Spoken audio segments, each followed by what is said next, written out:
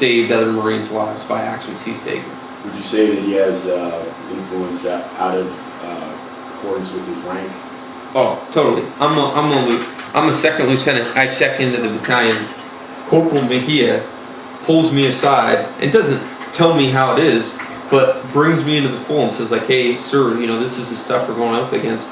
He's got that poise of like an Aztec warrior. Like you meet him, he's an imposing dude, and people just respect. Like regardless, with Sergeant Mejia, there's no rank. He's just a warrior who's seen a lot of stuff, and people just, he doesn't need to tell you he's a badass. You just look at him and you're like, that guy's a badass. Are there any other personal qualities that he has that you would note that other than the ones you've stated? He just holds a standard, always does the right thing, which I think is important in that we saw, like when we went to this distributed ops, that was one of the challenges we faced, was guys getting non-disciplined, and he held that standard, which is very important. And then just the breadth of experience he brings to the fight is the only one that even comes close is Gunner to his breadth of experience. And once you continue with any of the other main parts of NASDO's hierarchy or the task organization, however you want to continue this, we have about 10 minutes to finish up. The two that we, Lima Company, really focused on was out of Maslow's hierarchy of needs. We like to say that 1/6, well, people are always going to supply their own basic needs. Like they're going to get their own food and water and stuff like this. If there's a situation where they don't have that stuff, we would try to fill that gap. Like certain instance, they don't have water, we bring them bottled water.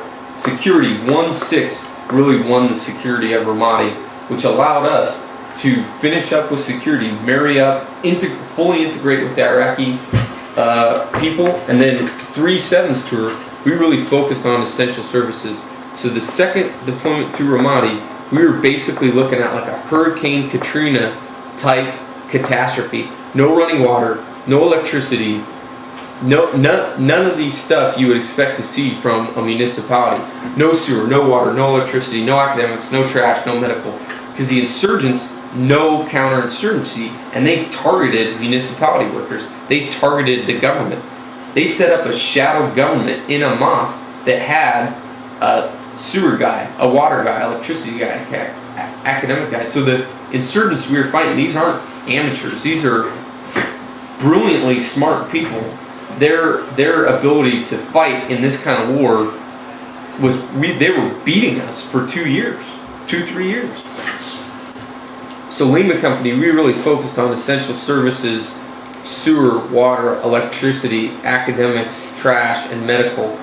And the way we did that was through that civil military operations, where pit teams out on patrol, they identify, hey, this sewer's messed up, and then they effectively call for fire, and if the company can handle it, we'll handle it. If we can't handle it, we call in battalion. Battalion can't handle it, we call in brigade to work. We're working with like USAID, IRD, NGOs to find people who can target this problem and fix it. At the company level, our guys had mapped out system. They knew every transformer in the city, every electrical transformer. At the academic level, they knew every school and what the condition of that school, how many people went there, what did the school need, books. Transportation, we identified that transportation, we needed to focus on this. So we met with the bus guys, we got 40 buses back in, opened up military routes. The only thing we did was open up military routes, and we allowed transportation to come back in. The secondary effect of the transportation is Ramadi is the largest marketplace in the province. So by allowing the buses to come back in, we've allowed, you know, quadruple the people to go into the market and spend money. That alone was like a huge economic burst to the city. Medical, we really focused on the medical. The insurgents imposed this like strict, radical Muslim law where they wouldn't allow women to see men doctors. So in Iraq, there's not a lot of female doctors. There's nil to none, I would say. I never saw one. So the insurgents basically oppose like strict law where they say you can't have tomatoes next to pickles and weird stuff like this, right? And in the medical, this is where they lost the people. Was you got a pregnant lady who needs to have a C-section or something, and the insurgents won't let her go in to see a male doctor who's the only guy that can perform the surgery, and she dies. Well, what do you? That husband now is against the insurgency and for anybody that's going to help his sister who has the same condition see the doctor. So we worked a lot with the medical people. Economic development is really like, if you looked at the 5 Lus and we broke it back down, they're really not 5, they're 3. And the 3 are security, governance, and economics. Like, have you heard of DIME? No. Like U.S. foreign policy, diplomacy, intel, military, and economics. We break that down to what a rifle battalion can do. You've got,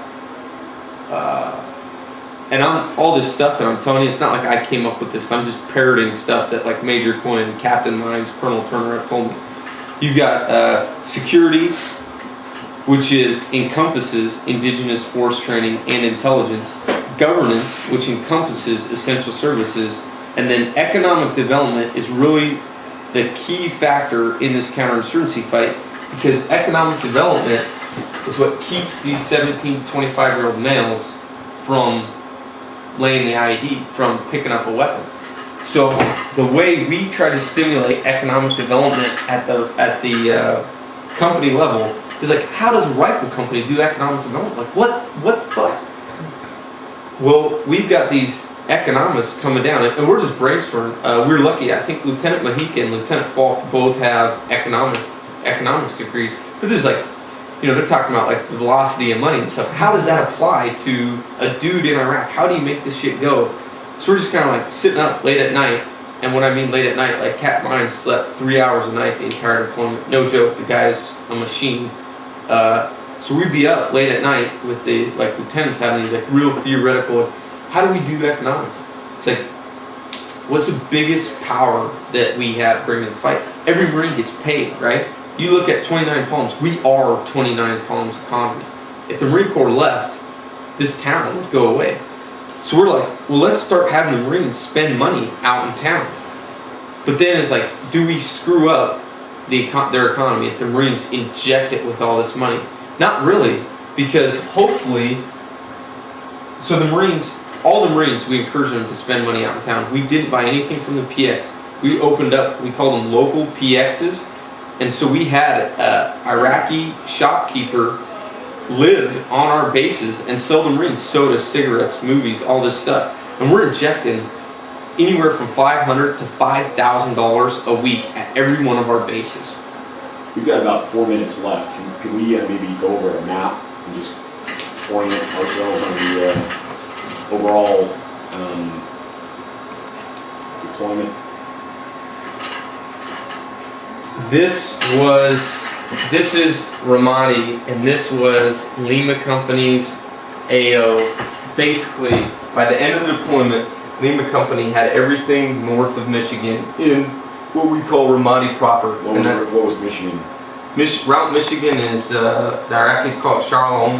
It's a major east-west running highway. It'd be the equivalent of like I-10. Route Mobile